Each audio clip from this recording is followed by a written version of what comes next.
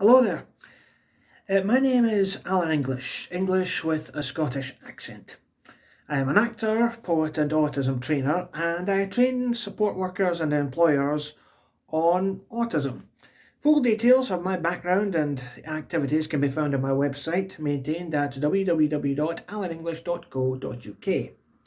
Now, the purpose of these tutorials is to provide a personal insight into living as an autistic person with pointers for support workers and employers, who are the people I train.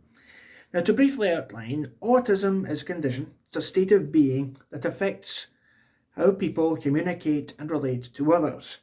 Now, it affects people in different ways, but if you've met one autistic person, you have met one autistic person. We are all very, very different. Now, autism is defined as abnormal self-absorption. It basically means you live in your own head. Now, autistic people can range from being non-verbal to being very fluent, in communicating verbally. Now, characteristics of autism can include odd posture or physical presentation, difficulties with physical coordination or concentration, difficulties understanding non-verbal communication, facial expression, gesture, tone of voice, and so on. Stimming and meltdowns, which I'll discuss in depth later on, narrow or unusual interests or hobbies, and difficulties forming and maintaining relationships, and also difficulties with socializing, mixing with other people. Now, a brief history of our condition.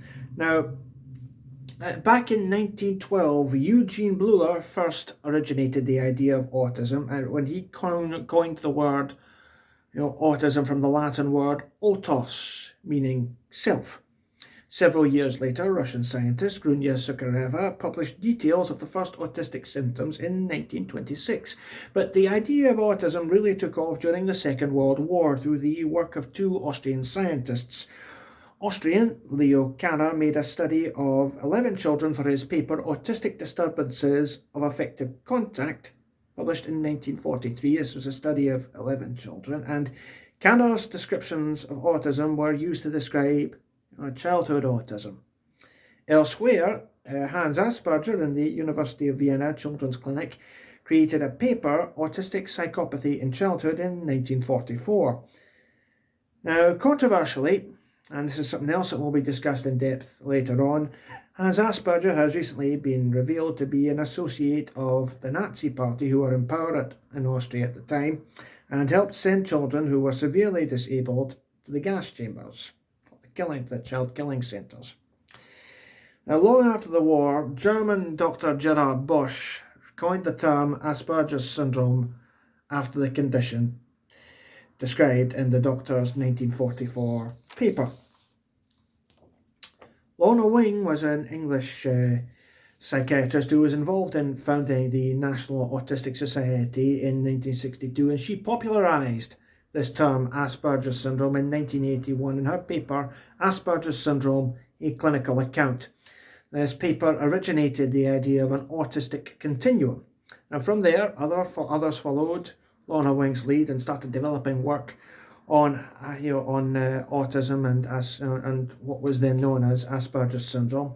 Uta Frith published the first book on AS in 1981, Autism and Asperger's syndrome, and her students included Simon Baron-Cohen and Tony Atwood, both now recognised leaders in this particular field. Now, in the UK, autism has now entered into law. The Autism Act entered into being in the UK in 2009, specifying provisions of care for autistic people. And in 2014, the National Institute for Healthcare and Excellence in this country created provisions for identification of and support for autistic people. Now, autistic people might also have other related conditions. These can include, but are not restricted to, attention deficit hyperactivity disorder, dyslexia, dyspraxia, epilepsy, and obsessive compulsive disorder. Possible causes. This has been very widely discussed, debated. Genes, the genetics. So, autism is likely to have multiple genes rather than a single gene, and to my mind, it's the most likely cause of being autistic. And the genetic, the genetic makeup of a person. Brain scans before birth indicate area patterns in areas like the cerebral cortex that that may be autism. Other proposed possible causes include premature babies born about 35 weeks of pregnancy and exposure to alcohol or sodium valproate when you're in the room.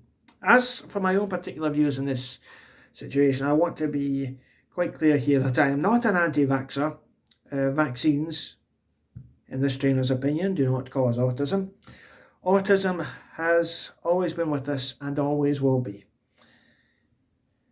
And this little introduction will be the first in a series of autism tutorials. I'll be discussing different aspects of the condition as the series progresses. Okay, thank you very much.